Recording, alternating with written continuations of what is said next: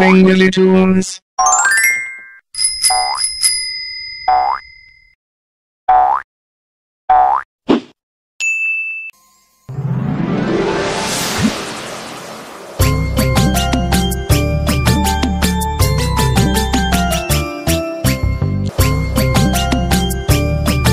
ভবচন্দ্র গবুচন্দ্রের বুদ্ধিবিদ্যার পরিচয় লোকপ্রবাদে এত আছে যে তাহার পুনরুক্তি না করিলেও হয়।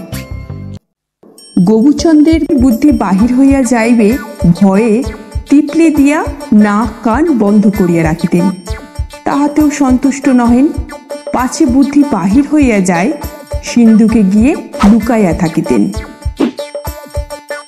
রাজার কোনো বিপদ আপদ পড়িলে সিন্ধুক হইতে বাহির হইয়া নাক কানের পুটুলি খুলিয়া বুদ্ধি বাহির করিতেন। একদিন রাজার এইরূপ এক বিপদ উপস্থিত। নগরে একটা শূকর দেখা দিয়েছে। শূকর রাজসমীপে আনিত হইলে রাজা কিছুতেই স্থির করিতে পারিলেন না যে এ কি জন্তু। বিপদ আশঙ্কা করিয়া মন্ত্রীকে সিন্ধুক হইতে বাহির করিলেন। মন্ত্রী টিপলে খুলিয়া অনেক চিন্তা করিয়া স্থির করিলেন, বলো মন্ত্রী, এ কি জন্তু?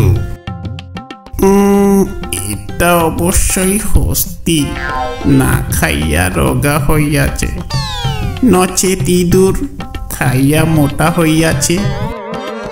উত্তম উত্তম মন্ত্রী।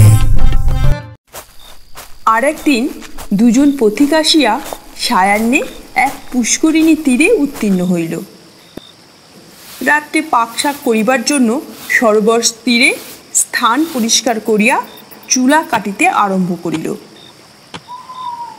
নগরের রক্ষীবর্গ দেখিয়া মনে করিল যে যখন পুকুর থাকিতেও তাহার কাছে আবার খানা কাটিতেছে, তখন অবশ্য ইহাদের অসৎ অভিপ্রায় আছে। এই এই কি ব্যাপার, তোমরা পুকুর থাকিতে আবার খানা কাটিতেছ? না মানে আমরা। চলো চলো, তোমরা মহারাজের কাছে চলো। রক্ষীগণ পথিক দুইজনকে গ্রেপ্তার করিয়া রাজ সন্নিধানে লইয়া গেল। রাজা স্বয়ং এইরূপ গুরুতর সমস্যার কিছুই মীমাংসা করিতে না পারিয়া পরম ধীমান পাত্র মহাশয়কে সিন্ধুকের ভিতর হইতে বাহির করিলেন। তিনি নাক কানের টিপলে খুলিয়াই দিব্য চক্ষে কাণ্ডখানা দর্পণের মতো পরিষ্কার দেখিলেন। তিনি আজ্ঞা করিলেন, নিশ্চিত ইহারা চোর। পুকুরটা চুরি করিবার জন্য পাড়ের ওপর শীত কাটিতেছিল, ইহাদিগকে শুলে দেওয়াই বিদেহ। উত্তম উত্তম। রাজা ভবচন্দ্র মন্ত্রীর বুদ্ধির প্রাখর্যে মুগ্ধ হইয়া তৎক্ষণেই পুষ্করিণী চোরদ্বয়ের প্রতি শুলে যাইবার বিধি প্রকার করিলেন। ইহাদিগকে এখনই শুলে দাও।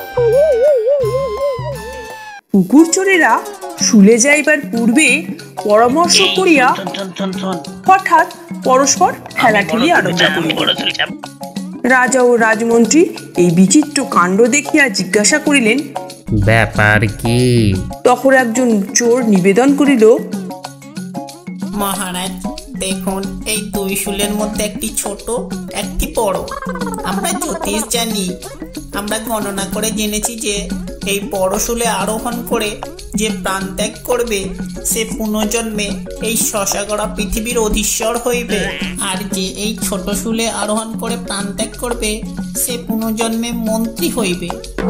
তাই মহারাজ বড় শুলে আরোহণ করে প্রাণ ত্যাগ করতে যাচ্ছিলাম, কারণ আমি এই শশাগড়া পৃথিবীর অধীশ্বর হতে চাই, কিন্তু এই হতভাগা আমাকে তা করতে বাধা দিচ্ছিল।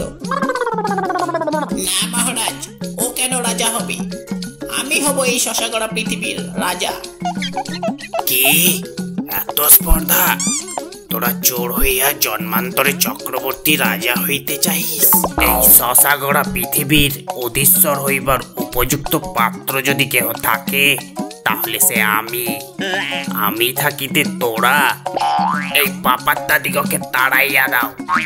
চলো মন্ত্রী, আমরাই আবার শুলে চড়ি, আমরাই হব এই পৃথিবীর রাজা ও মন্ত্রী।